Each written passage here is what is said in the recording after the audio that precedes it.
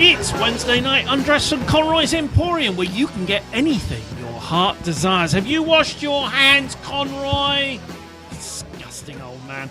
My name's Jeremy Taylor, and welcome to the talk show that pretends to care, where we ask customers to join our team. On our regular panel tonight, my Bulgarian friend Ivo Ivanov. Yes. Kathleen Taylor's here again. Donna Kane-Swan, who doesn't have an opinion. Or does she? F you. Yes, finally upright is the opinion. And from the customers, John Nichols is with us. John Nichols is an old friend of mine. He's been on my radio show lots of times. This is a man who, in 100 Degrees, decided to show me how someone from the 80s, 60s would go to work. So he turned up in full cotton coat and everything, boots, the works.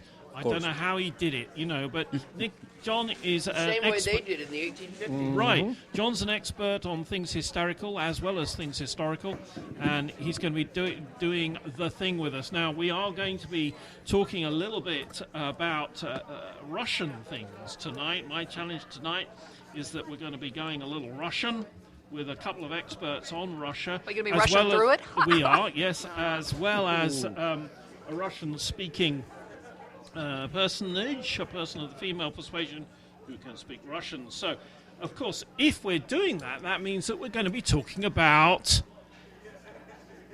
Herr Putin. And I think it's important that we realize that with Herr Putin, Tavares, yes, as Sarah Palin is wooing Trump, perhaps with the hope of him withdrawing early from the UK and spending his money in Alaska. Are we asking a Trump Tower for Palin to watch Putin? We have to recognize that Trump might actually have to deal with Putin. So, of course, that means, what words do I use this week to describe our podcast? And, of course, they've got to begin with Poot. So in this putrescible putricines of prudities, the putrescence of putatively putrefiers are putrefying the food that we eat from Conroy's. Potanesca? Oh, here we go. Oh, the putridity of this putricist is puttering along where the sun don't shine. puttyless. As a putimania and a bunch of put downs. So there's some puts for you. Use a putter We in there. thought we might start. As one of the leading contenders in the presidential race recently tried to look religious and then misplaces a biblical reference. So he's 2 Corinthians short of a toupee. Does the team think too many Americans go to church as a social feel-good event rather than some deeply held conviction? Let's start with Kathleen. Oh, I agree. And don't be rude. I agree. Too many Americans go to church. Okay. I don't think that was the original question, but That's where I stop. Well, for Americans, is it like going to the pub without the beer? No, I think everybody... Are there people who go for the social aspect of it, for the enjoyment of it? Sure, absolutely. But I think people in general just completely misunderstand and underestimate the strong Puritan religious aspect that this country is based on. And we seem to have forgotten that the 19th century in this country was just one huge revival practically every day. You expect us to take what you just said seriously? Look it up. We are a strong religious... I disagree with the very founding of the country. It was not founded in extreme religious... when they wrote the Constitution, they had people in there who were really questioning religious precepts. You're talking almost 200 years later from when we were founded. The people who... Let's take out the Vikings who truly... Okay, but the people who actually created the country of America, not just the people who decided to come here, maybe moved on elsewhere. I'm talking about the people who wrote the Constitution and the people who set up the states. Mm-hmm. These were not religious zealots. Zealots is, of course, the wrong... zealots. Yeah, you're using the wrong word. Were they religious men? You bet Some of they them. were. John. And I think part of it, too, there are a lot of people that I think are religious or spiritual that don't necessarily go to church either. You've got a lot of people that organized religion has kind of gotten away from their personal background. I think the tendency overall globally is for religion to slowly fade away. And I believe in 200-300 years probably there will be barely any religious people as those superstitions from the dawn of time have slowly been replaced by actual science and facts, and the sky god and the silly fairy tales from a book somebody wrote are starting to look more and more like myths. People are becoming more science-oriented. I think it will happen. I hope you're right, but we are still a country that will not elect an atheist. Yeah, that is true. But I think that the tendency, the entropy is of society, that they're moving towards a place where science will slowly replace the superstitions, and maybe not completely to an atheist society, but some sort of agnosticism. I mean, even Einstein believed that there's something out there, but the sky god and the 10,000 years ago the earth was created, and the Adam and Eve and the rib and all this silly stuff. I mean, this is really a fairy tale, and it's going to go the way of the Greek myths. Yeah, or wherever Dodo went, Dodo? Yeah. Poor old Dodo. He was a good dog. Talking about the dodo, the bird. Wasn't that off a cliff somewhere? Yeah. Dodo. All right, so we think, what do we think? What are we thinking that... I was not told I was going to have to think. Well, I mean, really. Well, a lot of people probably enjoy what Donna Keynes once said. They enjoy the social element, and socializing is important. And, also there's wonderful things, the altruism of the church and just being in a place where you can give back. But I put it to you, is it not like being a member of Rotary? I know at least one real estate agent in this town who goes to a minimum of 2 church services every Sunday morning. Yeah, for contacts. It's for contacts. To find people to it's sell houses not because to. some deeply held belief in God. It's cynical, yeah. Guys, I am sorry. I get it that there are people, as I just said, who do it socially. Right. But you are truly underestimating middle America if you think this is not a religious country with deeply held beliefs. So, we have, I think it's fair to say, issues with the first black president. Could the country elect the first Jewish president? Would it do that, Donna?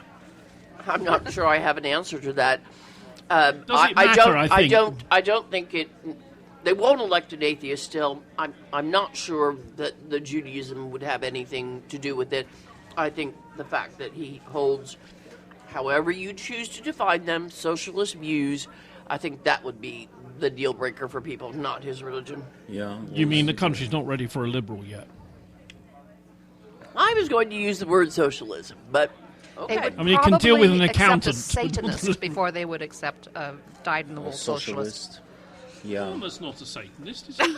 And this probably is a good segue to take us to the next topic, because people still are afraid of socialism the way it was introduced in 1917 by the Soviet Union. And this kind of baggage, which also had nothing to do with socialism. Yes, of course, but the word socialism is associated with the sickle and hammer, and I think this is a heavy burden for the word itself to be introduced on the political scene. So it has to be this kind of historic, legacy has to be overcome for an actual socialist to run here. So is it time to re-look at Putin? I mean, as he talks at the moment, he denounces Lenin and his Bolshevik government for their brutal repressions. He's accused him of placing a time bomb under the state. And the criticism on Lenin, who's obviously still revered by communists and many others in Russia, very, very hairy for a Russian president to do.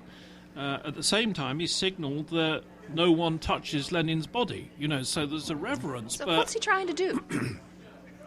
I don't know. What is he trying to do? What do you think, John? What's he trying to do? What's Putin up to?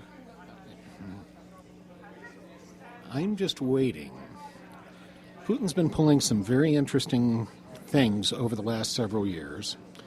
I was very surprised to see him actually attacking Lenin's memory. For one thing, this has always been sort of the saint. The other thing is his grandfather actually worked for Lenin, and then later for Stalin, as well as for the Central Committee. Exactly. So this is sort of biting the hand that feeds you in a way.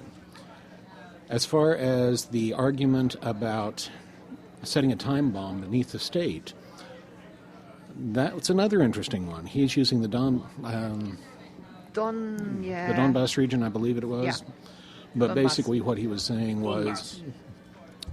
saying is that by going ahead and arbitrarily setting up state boundaries for the different autonomous regions, or what had been autonomous regions, without respect for who the different ethnic groups may have been in that particular area, it was essentially going to create major problems down the road, as it has now. So is it just providing the definition cover? of the Middle East as well when we arbitrarily decided borders? Well, like a true dictator and a land-hungry, territory-hungry dictator, what upsets him about Lenin is the fact that Lenin actually designated 20 republics within the Soviet Union and gave them relative autonomy and allowed them, basically didn't allow them, but what Putin claims is that this is the time bomb that allowed these regions, these republics, to eventually seek independence. So Putin, what he's concerned about is, oh my God, instead of solidifying everything and making it all Mother Russia, we call it Soviet Union. Exactly. And we should have just made them Russian and just erase their ethnic identity, erase their national identity, and just make them Russian. So he's upset about the destruction of the great empire that the Soviet Union was in 1991. He's upset that he lost the Baltic republics. He's upset about Latvia, Estonia, and Lithuania. He's upset about Ukraine, which we know how much he's upset about it, to a point that he invaded Ukraine and took away Crimea. He's upset about everything, about the Kazakhstan. Why is he not upset about Bulgaria? We were never part of the Soviet Union. We were always a separate country. Stop him? But there were certainly ambitions to take over, everything. Bulgaria, Czechoslovakia, Poland, everything. But thankfully that didn't happen. But now, that's what he's saying. He's saying, oh, Lenin, how could he, jeopardize the great empire that we were, So he's saying that this was a mistake to let them free, which means he's setting them up to become part of Russia again. Oh, and he hates Gorbachev, of course. Yes. He hates his guts. I was going to say, I think some of the motivation is even simpler.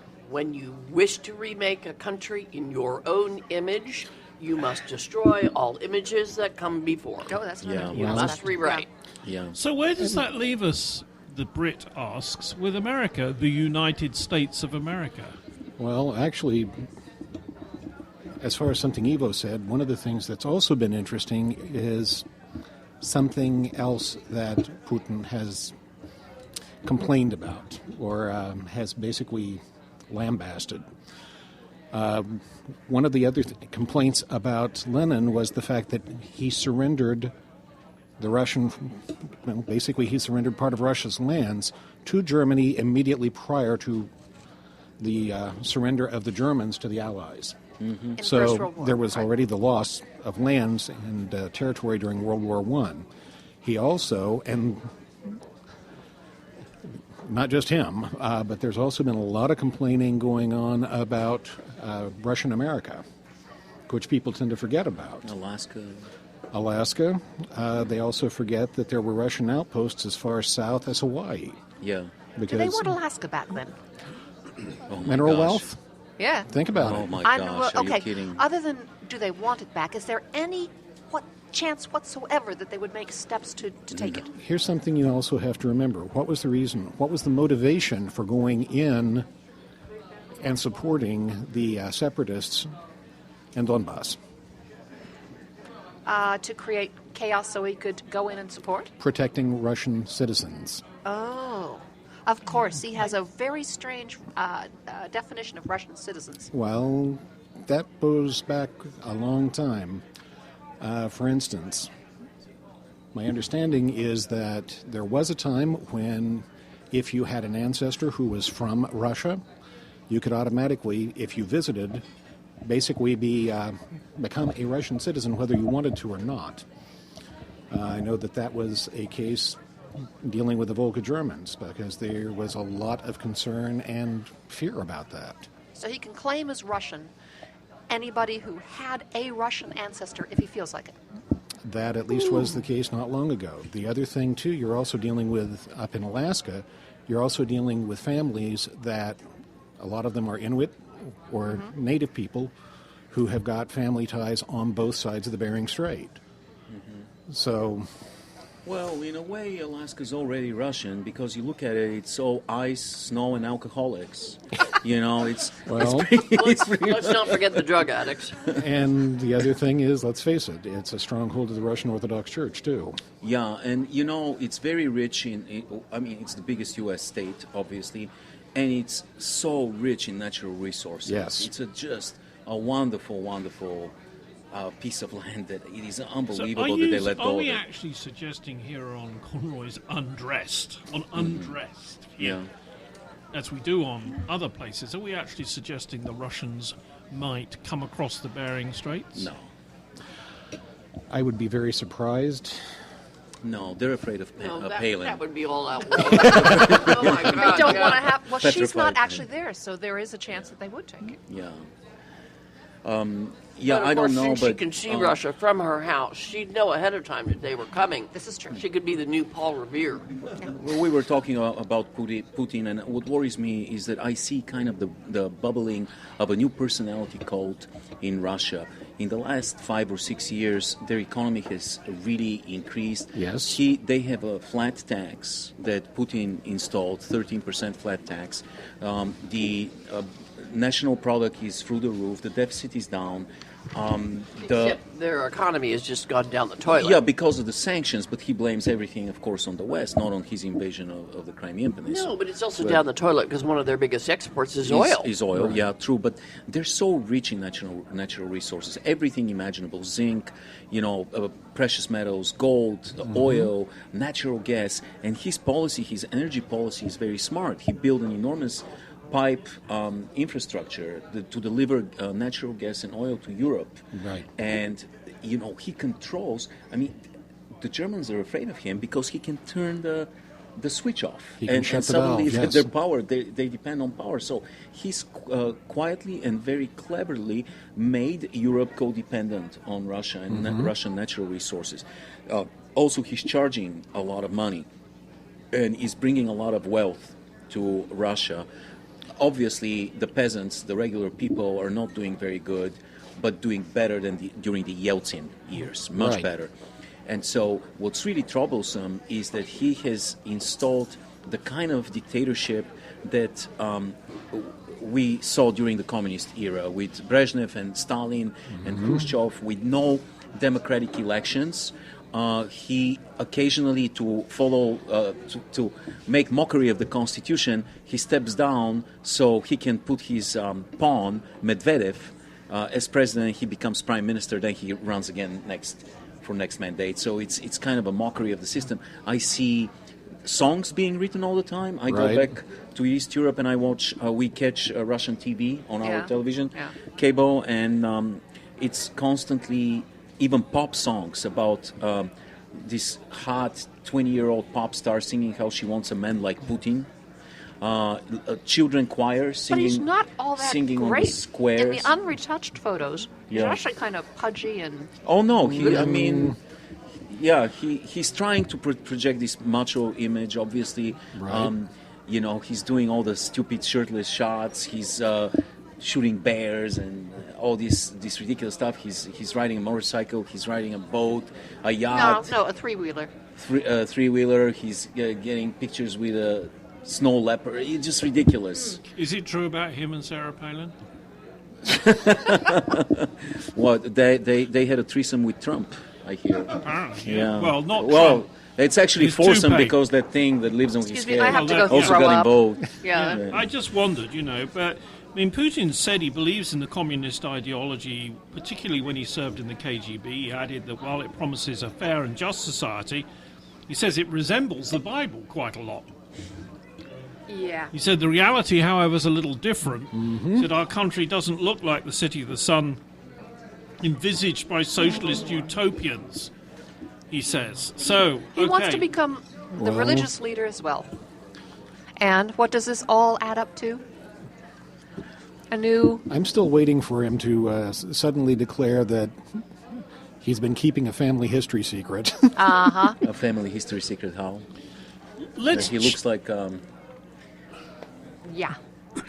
Oh, yeah, that in fact he is part of the Russian royal family. Yeah, they've been doing all this gene testing on the remains of the Russian royal family. His background's kind of murky, isn't it? His background is very murky, and the other part is there are websites out there that are claiming that he's related to every European royal family. And if you look at, there's supposed to have been the connection at one point with the Romanovs, briefly, before suddenly the family winds up working for... and Lenin killed Nikolai and his family. Well, Lenin killed... So he hates Lenin, that makes sense. Well, here's the other part. He wants to be the new Tsar. If you look at the features on this, Mikhail, it sort of makes you wonder, because what people also forget is, yes, Nicholas was officially the last emperor, but he abdicated in favor of Mikhail. And they are taking the Russian family, royal family, more seriously. Much more. And of course, my family suffers. My brother is a haemophiliac, as was the Tsarevich, back in Victorian times, and no one has actually found how that. Jeremy, because the little boys.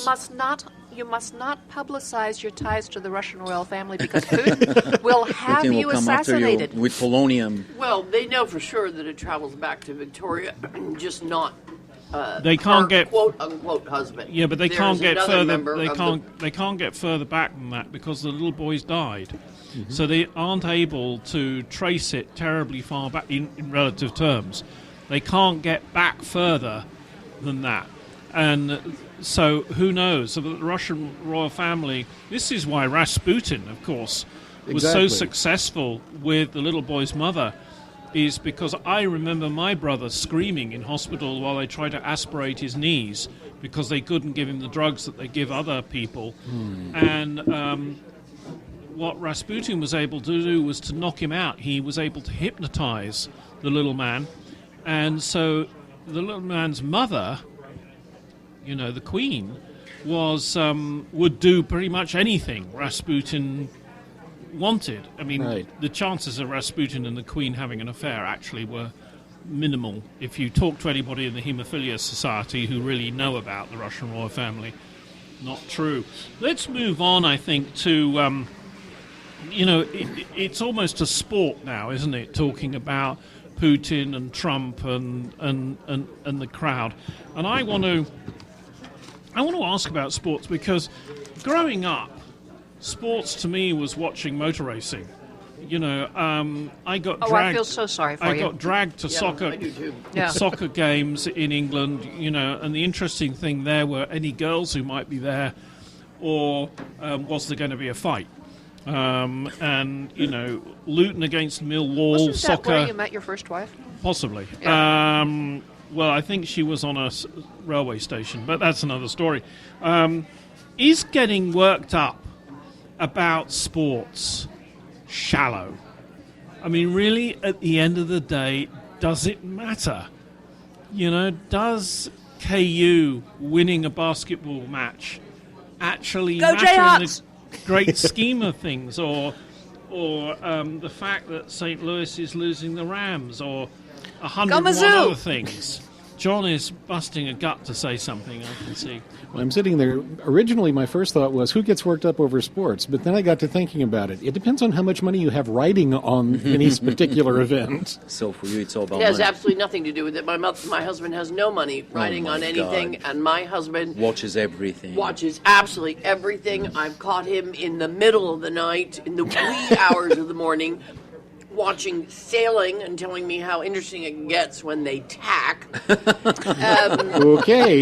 No, I've not heard that before. He watches anything. He's devoted to everything.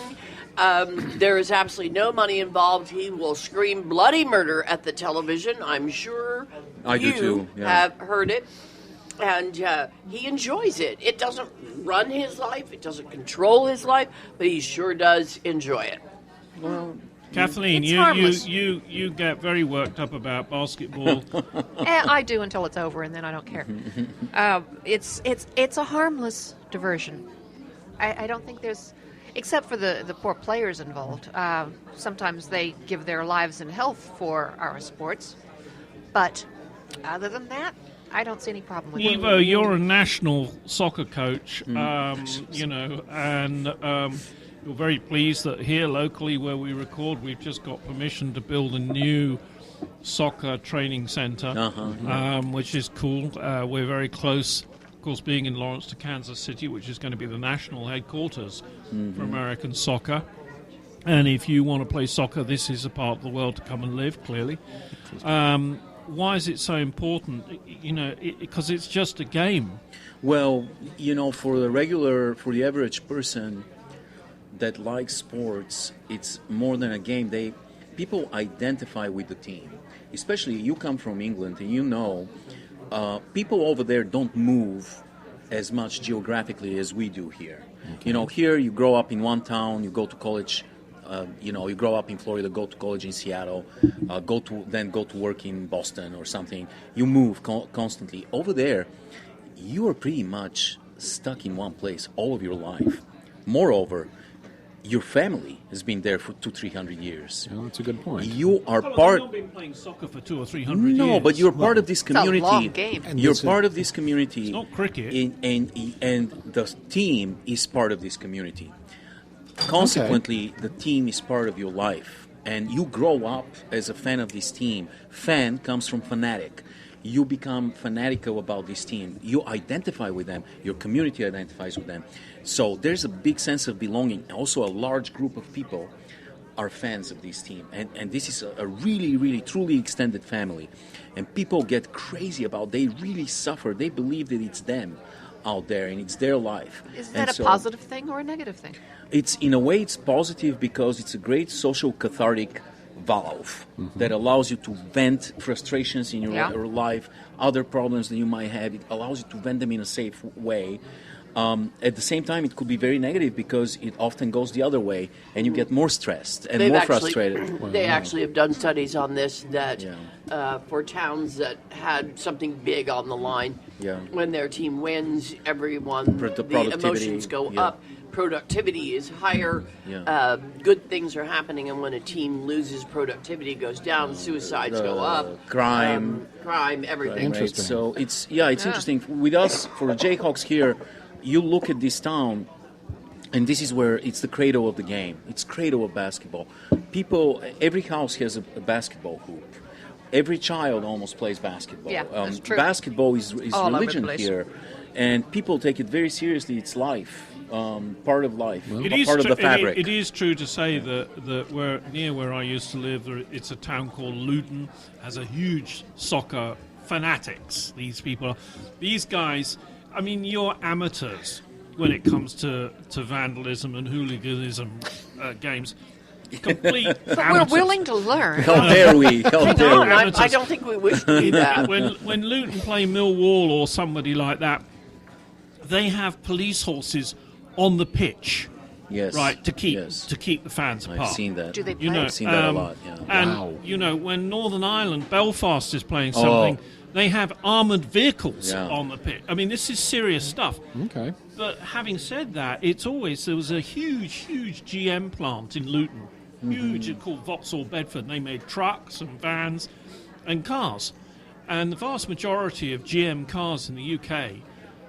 Hundreds of thousands of them were made in the Luton plant. And if you had a Rogue, you know how everybody has a Rogue car, like I have a Rogue Range Rover, they would say, it must have been made on a Monday morning that Luton lost at home. Yeah. You know, that's when it came down the line. Interesting. Because and they really meant it. Yeah. You know, because people have been throwing things at the at the cars because the team lost. Oh, English hooligans are insane. And number one most dangerous profession in England, referee, soccer referee. Really? Number two, mining mercury. Probably. I'm just guessing. But. I don't think they do that. I think they reserve that for the slave labor in Africa.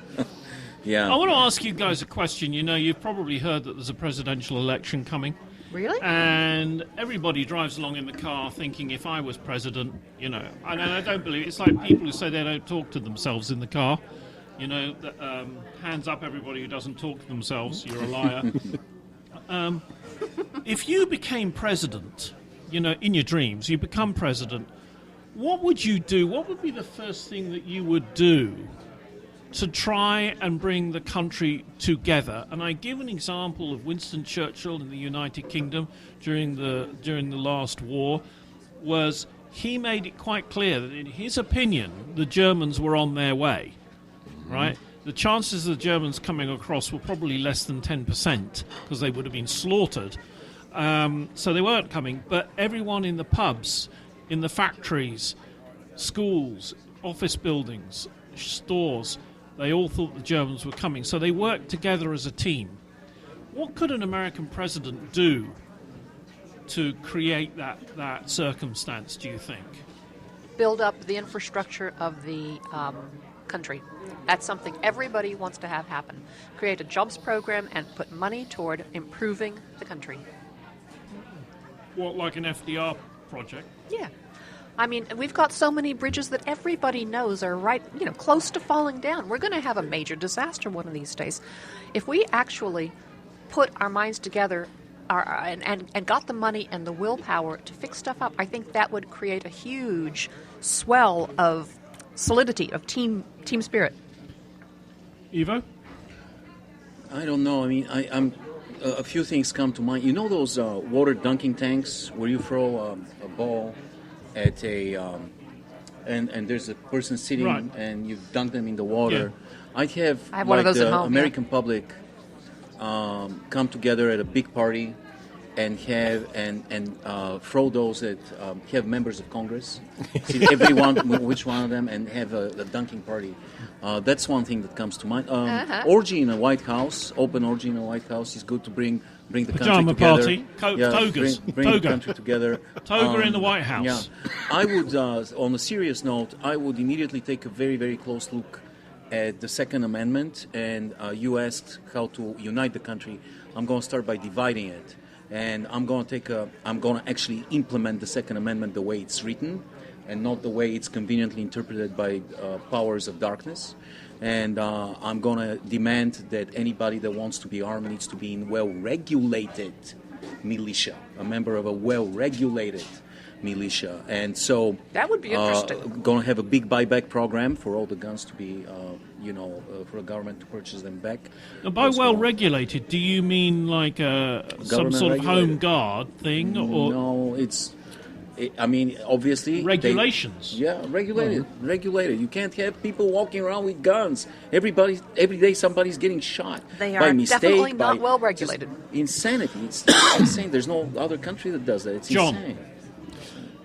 As the owner of a number of machine weapons, hardly. An anti-aircraft weapon on the back of your car, what do you think? Now, in all seriousness, Ivo does have a point, a very good one when it comes to dealing with the original element of the Second Amendment. Because when you get right down to it, they've just gotten out of the British Empire. Yeah. And the whole thing was standing armies. Well, hang on, I have to... They think. I mean, it was negotiated through the French. As far as we're concerned, it's all over in 15, 16 years' time. Okay. So just bear that in mind, please. What I'm saying is that in their mindset, when they're in the process of writing this is part of what they're looking at. The English troops being quartered on them. They're looking at the standing armies, the high taxes, thanks to the French and Indian Wars and everything going on in Europe. They're looking at these things and they're saying, no standing army. And that was the original intent, which was part of the reason for saying we need a well-regulated militia. because the expectation was anybody from about 14 or 16 on up would be called into service in the event of a national emergency. It would not be a case where you had a standing army at all. Yeah. And one of the arguments was, in the event that you have a standing army, the next thing you know, you will start becoming imperialistic. Yeah. You'll start expanding your boundaries. And look what happened. Yeah. So, you know... What would you do, Kath? No, I infrastructure, you know. Seriously, I would get together on something that the whole country agrees needs doing and would benefit the country. I would love to see a national service, you know, voluntary national service, which deals with everything from building things to, you know, life-saving, whatever it happens to be, where people can learn a trade. Yeah. But it's not as heavy duty as the military, if you will. Right. But there is this, you know, there is a core, if you like, and so you can rise up, you can make it a career. We have that. Yeah. We do? Yeah. AmeriCorps. Yeah, and we have... Peace Corps. I'm sorry. Thank you. We have both those things, and they've both been very successful in their day and time. And some presidents emphasize them, and some do not. JFK emphasized it, Clinton emphasized it, and we had huge memberships during that time. My brother-in-law worked for the Peace Corps in South America. People are still quite active in those. But is it a career? It can be, some if people. that's what you choose. Right. For others, it's an experience. It's a way about learning about other cultures, volunteering, doing your bit. Yeah. Well, that's what I'm thinking. I think It's a good idea. something like that where Expanding it. people can learn to... And get paid more adequately. Yeah, it's a Right. proper career. It's a proper job. Yeah. Like volunteering to be in the military. Yeah. You know, or, for example, you have here the Coast Guard, which is a coastal protection operation as well as a rescue operation. Right.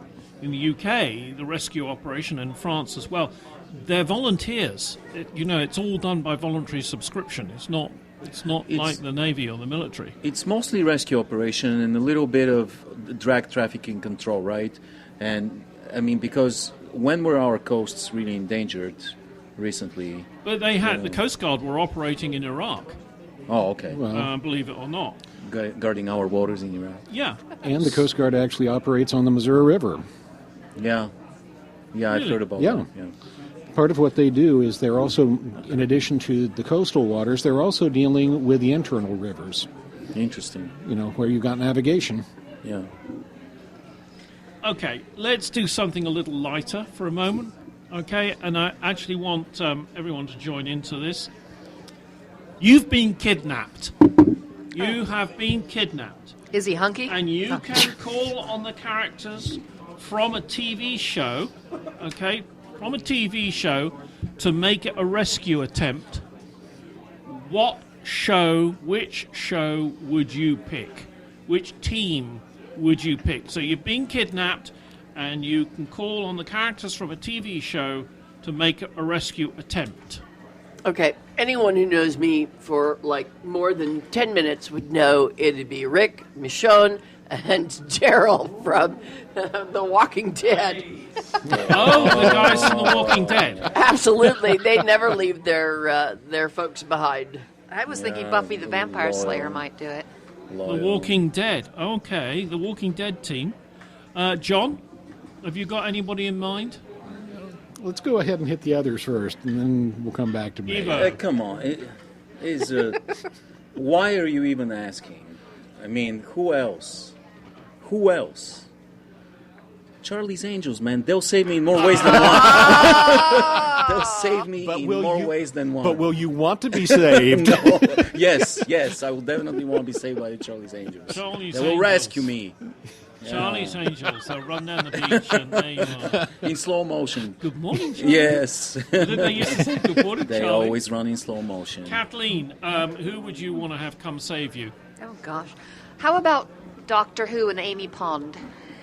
Doctor Who. Oh, That's a good one. Right, Doctor Yeah. Who.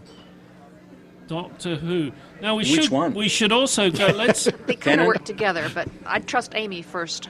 I'm going to shout out to, and I'm going to get some shouts back to people in the audience as I said before, you've been kidnapped. You can call on the characters from a TV show to come and rescue you. What would the show be? So let's go with our producer. What would the show be? We both agreed over here. You've both agreed over there, and who is it? The A-Team. Oh, yeah. Okay. No Baywatch. And who are they? Who are they made up Are of? you sure they rescue in between all those cliches? BJ Baracus, right? BJ Baracus, Mr. T. Yeah. Who else was there? Murdoch. Mad Murdoch, used to fly the helicopter's face. Spaceman. Yeah, cool. All How right. about Superman? Oh, Superman. Nobody feels I about pity the Superman. fool. George Hannibal. Hannibal was the guy with the cigar. I Right. love it when a plan comes together. He used to say. Jamie out in the corner. Who would come and save you? Who would you want? I'd have to go for Shaq. For Shaq. Who's Shaq? Oh, Going way back. yes. Wow. Okay. Well, He'd of have course. to bring his walker. And then we got another one. And Brennan. his theme Brennan. song, one of the greatest You've ever been written. kidnapped, okay, and you can call on TV crew to come and rescue you. Who would it be? Who would you call on to come and rescue you? Shows, characters. Like a TV show. Yeah. Who would it be? We've had the A-Team, Charlie's Angels, the guys from Walking Dead. Who would be your guys? I wish I could use a movie because I know. Go ahead. No, it's got to be a TV show. TV show. All right, it can be a movie. Samuel Jackson from Pulp Fiction. All right, Samuel Jackson from Pulp Fiction. Or What about the Lone Ranger? I must admit, I was going with the A-Team as well. I think they seem to be able to do it. But then, it could be Sherlock, couldn't it? It could be. It could be Sherlock and Watson. Right. Who knows? Could also be Star Trek. It could be the Star Trek team. Yeah, I mean, Yeah? on the one hand, they can either go ahead and beam you out, or the other thing is they can go ahead and launch their phasers. Yeah. They just beam you out of the situation. Excellent. Okay, you've been listening to Wednesday Night Undressed from Conroy's Emporium, where you can get anything your heart desires. Next week, we're going to be talking about the march of the religious Taliban here in America. And why are Americans so frightened of a national healthcare system? Thank you for listening, folks.